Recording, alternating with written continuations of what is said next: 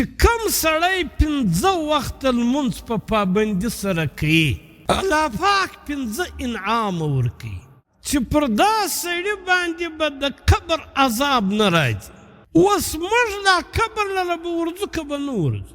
د دې قبر له فتنې څخه د قبر له عذابه څخه موږ په مال او په دولت نسو بچاوېدل.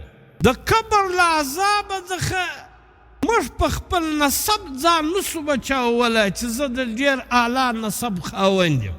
د قبر له عذابه څخه د انسان په لمانځه ځان خلاصولی شي. د لمانځه زینت دا په خشوع او خضوع کې دی. لمونځ ډېر اهم حکم دی د الله پاک.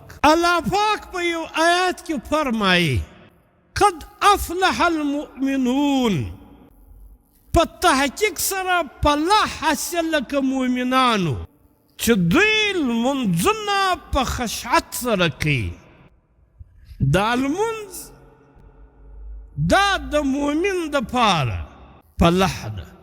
فلاح عامه معنا موږ تی په کامیابي سره کوو چې مؤمنان کامیاب دي، لیکن د دې په عربي کې معنا دا ده فلاح وایي د دنیا او د آخرت و خوشحالۍ ته.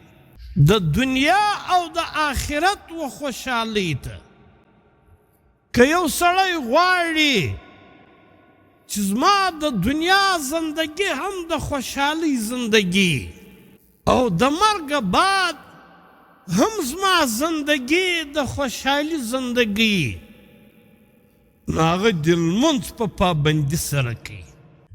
په لمانځه کې ډېرې فایدې دي.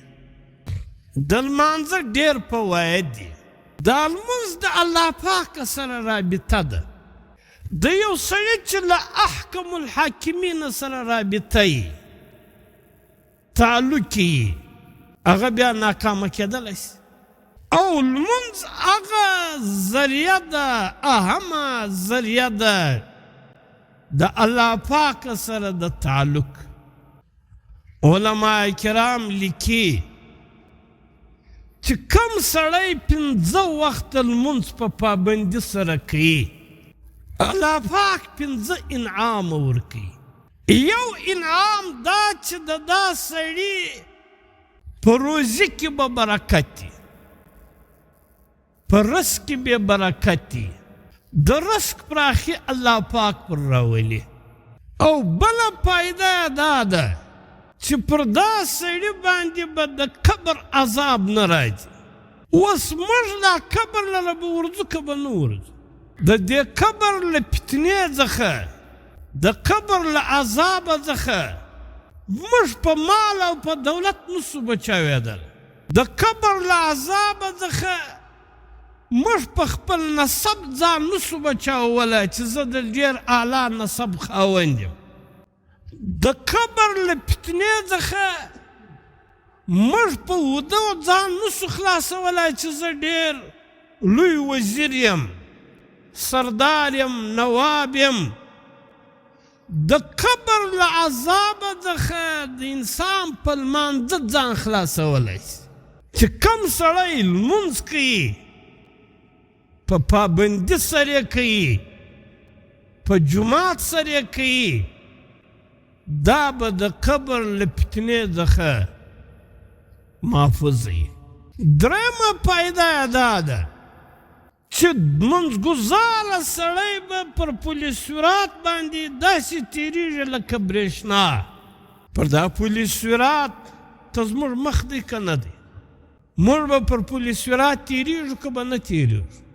پر دا پل صراط باندې به هغه سړی په سهولت سره تېرېږي کم سړی چې لمونځ په پابندي سره کوي، په جماعت سره کوي. څلورم، په دا قیامت په ورځ انسانان 2 ډلې ګرځي. یوه ډله هغه ده چې عملنامه په راسته لاس ورکول سو، او دویمه ډله هغه ده چې عملنامه په چپه لاس ورکول سو. کامیابي د هغې ډلې ده چې کومې ډلې ته د عملنامه په راسته لاس ورکول سو. کوم سړی چې لمونځ په پابندي سره کوي، په اهتمام سره یې کوي، و دا ته به د قیامت په ورځ عملنامه په راسته لاس ورکول کېږي. او کوم چاته چې عملنامه په راسته لاس ورکول سوه دا کامیابه سو. او کوم چاته چې عملنامه خدای دې زموږ حفاظت کوي، عملنامه په چپه لاس ورکول سوه دا ناکامه سو. او پنځمه فایده یې دا ده چې دا لمونځ دا د الله پاک له حسابه څخه سهولت راولي. چې سړی لمونځ په پابندي سره کوي، په اهتمام سره یې کوي، په جماعت سره یې کوي، له ده سره به د الله پاک په عدالت او په حساب کتاب کې له ده سره به سهولت الله پاک